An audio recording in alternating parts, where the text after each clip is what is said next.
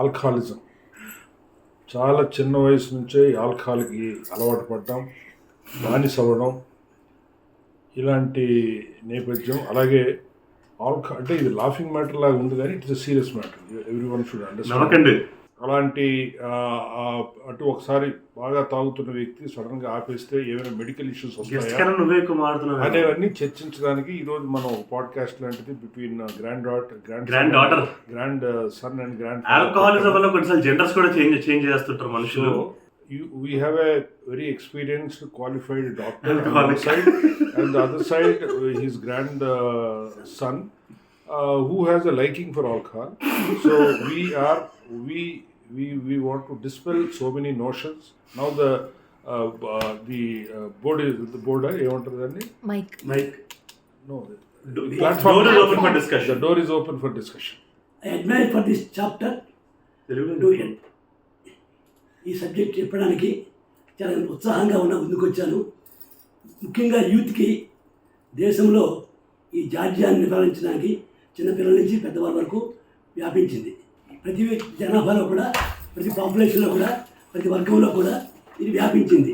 Alcohol తాగిన వాళ్ళు ఇంత రెస్ట్లెస్గా బిహేవ్ చేస్తుంటారు అనడానికి ఒక పర్యావసనంగా ఈ హ్యాపీని మాట్లాడడం జరిగింది. సో దీనివల్ల అన్ని ఆర్గన్స్ దెబ్బతింటాయి. ముఖ్యంగా లివర్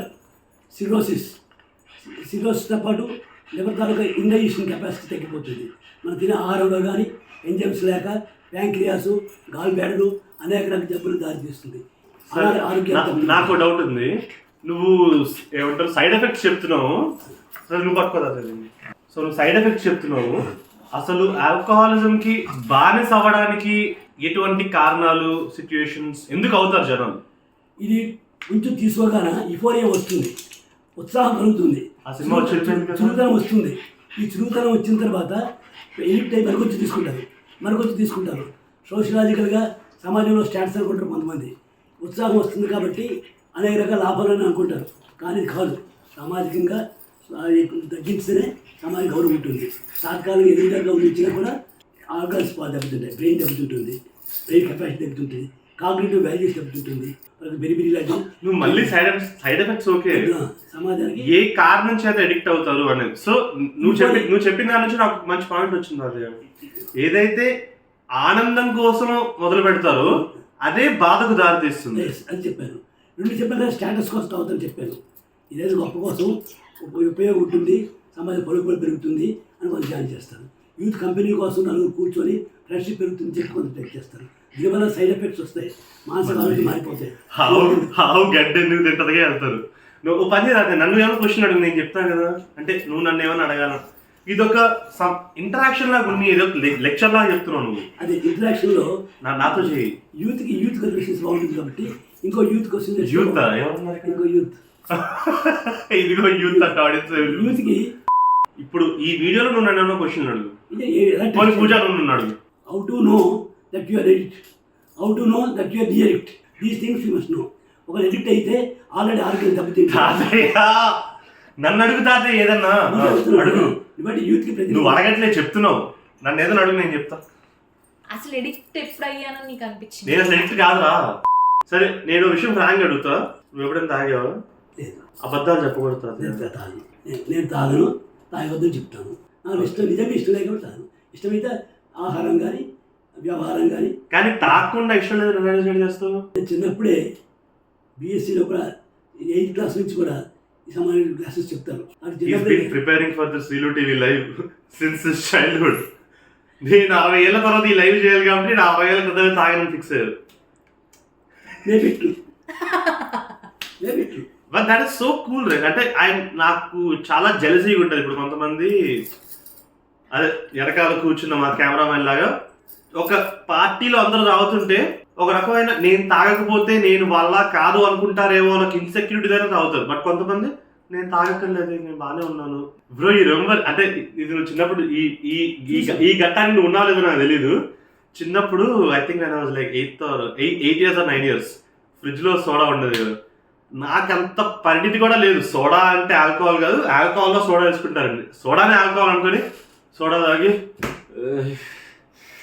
లేస్తుందిరా నన్ను సో ఐ థింక్ చిన్నప్పటి నుంచే that kind of conditioning was there, like you need to have alcohol to have fun అని. So I think it's been like పదేళ్ళ నుంచి నా తాగడం ఎక్స్పీరియన్స్ నుంచి మాట్లాడితే I can say it for sure that you can have fun without drinking also. కొన్నిసార్లు తాగి వచ్చే ఆనందం కన్నా తాగకుండా వచ్చే ఆనందమే బాగుంటుంది, ఎందుకంటే ఆనందం గుర్తుంటుంది కాబట్టి. నాకు డౌట్ ఉంది. సో ఇక్కడ 2 అప్రోచెస్ కదా. ఇప్పుడు ఒక రకమైన తల్లిదండ్రులు మందంటే చాలా చెడ్డది, తాకూడదు అని చెప్పి అట్లా పిల్లల్ని పెంచుతారు. ఇంకొక రకమైన తల్లిదండ్రులు ఓకే మందు అనేది ఒకటి ఉంది, ఇది మోడరేషన్ తాగితే పర్లేదు. సో ఇలా పెంచడం బెటర్ అంటావా, అలా పెంచడం బెటర్ అంటావా? చెప్పిన 2 పాయింట్ సమాజంలో లేదు, ఎక్కడో రేర్ ఉంటే ఉండొచ్చు. కానీ I feel like my daddy నాన్నగారు వాజ్ లైక్ దట్ ఓన్లీ. నేను నీకు నాన్నగారు అవచ్చు, నాకు అడుగుగారు అవచ్చు, కానీ అది యాక్సెప్ట్ చేయను. Okay, I would disagree with. ఎందుకంటే నేను చెప్తాను, నేను నీకు ఎందుకు డిసగ్రీ చేస్తానో చెప్తాను. ఎంకరేజ్ చేయను కానీ ఎంకరేజ్ చేయడం గురించి కాదు. నేను నీ కౌంటర్ ఇస్తాను, నువ్వు అంత ఏకీపిస్తావు లేదో చెప్పు, ఓకేనా? నా ఫీలింగ్ ఇది. చిన్నప్పటి నుంచే మందు అనేది తప్పు అని పెంచాం అనుకో, వాడిలో ఒక న్యాచురల్ కుతూహలం ఉంటుంది కదా, తప్పు అంటే చెయ్యాలి అని. సో వాడిలో ఆ కుతూహలాన్ని పెంచే బదులు ఇది ఒక నార్మలే అని చెప్పావు అనుకో, వాడిలో ఆ ఫార్బిడన్ క్యూరియాసిటీ ఉండదు. ఓకే నార్మలే అయితే ఏంటి అని. చిన్నప్పటి నుంచి తప్పు అని పెంచితే ఓ తప్పు కాబట్టి ఇది ఎట్లా అంటే, ఇప్పుడు ఆ సినిమా చూడకూడదు అంటే ఆ సినిమా ఇప్పుడు don't think off white elephant అని చెప్పాను అనుకో, don't think off white elephant దేని గురించి తెలుసుకున్నాను ఇప్పుడు చెప్పిన పాయింట్ ఎబరేషన్స్ ఉంటాయి. నేను అడిగింది చెప్పు. డోంట్ థింక్ ఆఫ్ వైట్, ఒక తెల్ల ఏనుగు గురించి ఆలోచించకు. తెల్ల ఏనుగు భరించిన కష్టము. ఇప్పుడు నేను ఈ వాక్యం చెప్పగానే నీ మనసులో ఏం మెదిలింది? నాకేం మెదలేదు. నీ అబద్ధాలు.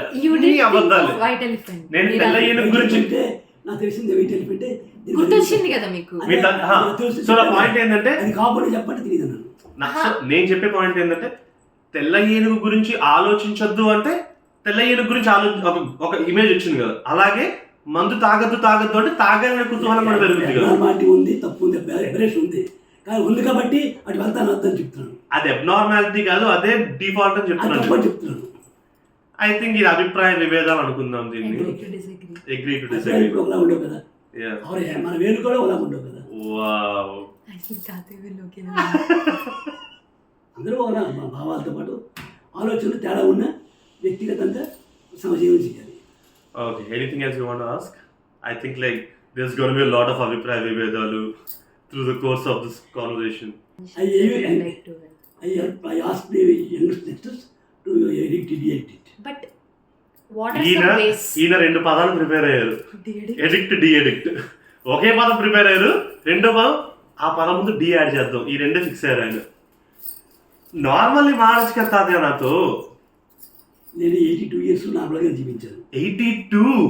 నా వయసు 55 అనుకున్నాను తాత. 55 సర్వీస్.